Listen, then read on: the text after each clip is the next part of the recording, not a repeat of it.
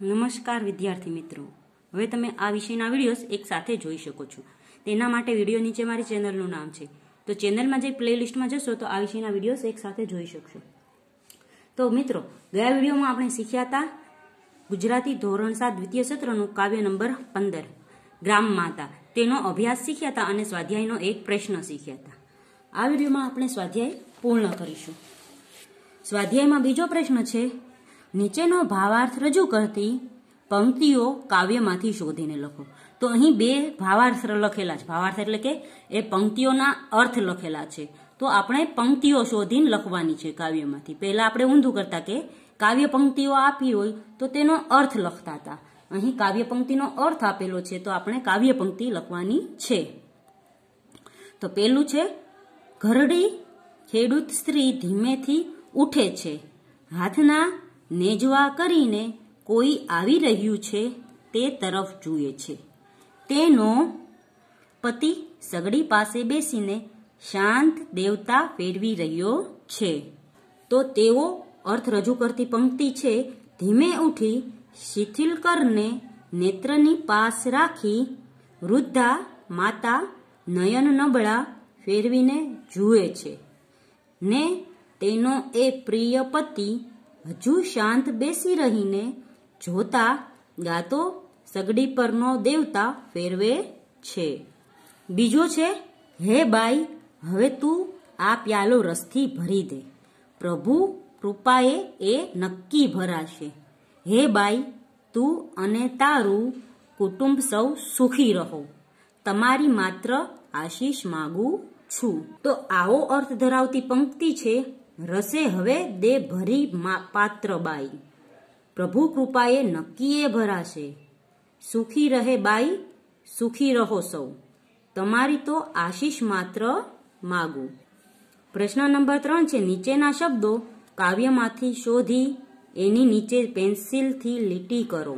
આ શબ્દોના અર્થ શબ્દકોશમાંથી શોધીને લખો. તો આ 4 શબ્દો છે તે કાવ્યમાં જે જગ્યા હોય ત્યાં અંડરલાઈન કરવાની છે અને આના અર્થ શોધવાના. તો પેલું છે સુરખી, તો સુરખીનો અર્થ થશે લાલી. પછી છે મૃદુ, તો મૃદુનો અર્થ થશે કોમળ, સુવાળું અને નરમ. પછી છે શિથિલ, તો તેનો અર્થ થશે ઢીલું પડી ગયેલું. અને અંતમાં છે કુતૂહલ, તો કુતૂહલનો અર્થ થશે કૌતુક અથવા જોવા જાણવાની ઉત્કંઠા.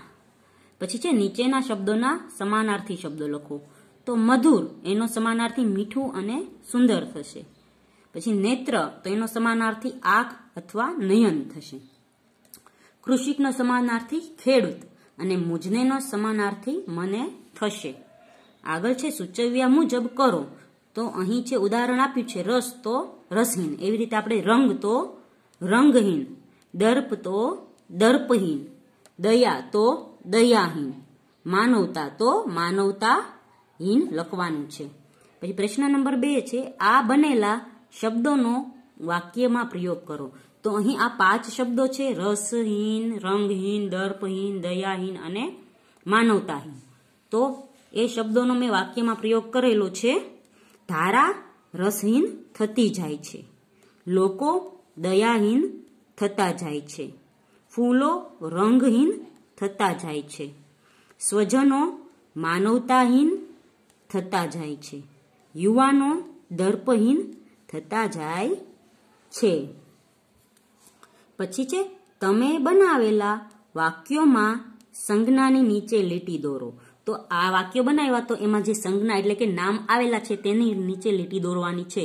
તો સૌથી પહેલા છે ધરા, પછી છે લોકો, પછી છે ફૂલો અને પછી છે સ્વજનો અને છેલ્લે છે યુવાનો. તો આ છે સંજ્ઞા શબ્દો. પછીનો પ્રશ્ન છે, આ વાક્યોમાં એક વિશેષણ ઉમેરો.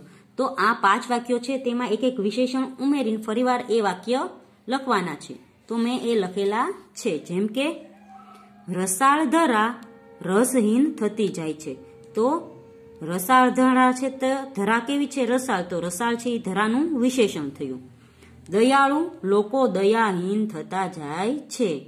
તો લોકોનું વિશેષણ દયાળુ થયું.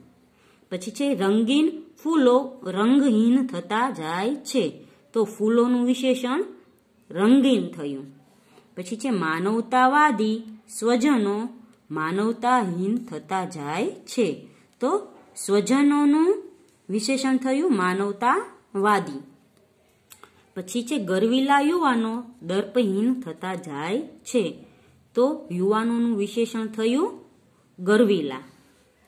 પછી છે 5 નંબરનો પ્રશ્ન, બધા વાક્યો એક ફકરા સ્વરૂપે લખવાનો પ્રયત્ન કરો. તો તેમાં શું કરવાનું છે? આ 5 વાક્યો મેં લખેલા છે તે ફકરાના સ્વરૂપમાં લખવાનું છે, એટલે કે પેરેગ્રાફ પાડીને આ આખું 5 વાક્યો એક લાઈનમાં પેરેગ્રાફના સ્વરૂપમાં લખવાના છે. તો વિદ્યાર્થીઓ, અહીં છે તે સ્વાધ્યાય પૂર્ણ થાય છે. આવતા વિડીયોમાં આપણે છે પુનરાવર્તન 3 શીખીશું. ત્યાં સુધી ગુડ બાય, ટેક કેર.